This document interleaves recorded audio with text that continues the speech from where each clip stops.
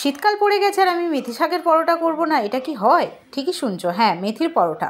এর লং ভিডিওটা আমার চ্যানেলে অলরেডি দেওয়া আছে। এবারে আর লং ভিডিও করিনি, শর্ট ভিডিও করেছি। 250 ময়দাতে 5টা লেচি হয়, এই রকম মোটা হবে পরোটাটা।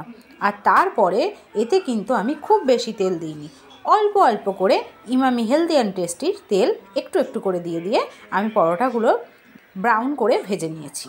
দেখো, এইরকম যখন কালার ধরে যাবে পরোটাটা কিন্তু রেডি হয়ে যাবে। আর এটা কিন্তু খুব সময় নিয়ে ধিমে আঁচে বানাতে হবে।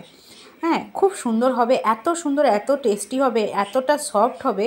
তোমরা আমার যেভাবে যেভাবে রেসিপিটা বলেছি সেইভাবে করে ট্রাই করো, দেখবে তোমাদেরও একদম জাস্ট বলবে লাভ ইউ দিদি, ফাটাফাটি হয়েছে খেতে। তোমরা দেখে নিও কিন্তু ভিডিওটা, আর আমি কিন্তু এর কমেন্টে লিঙ্কটা দিয়ে দেবো, তোমরা কিন্তু দেখে নিও। দারুণ দারুণ দারুণ অসাধারণ। আজকে ছিল ঘুগনি আর মেথির পরোটা।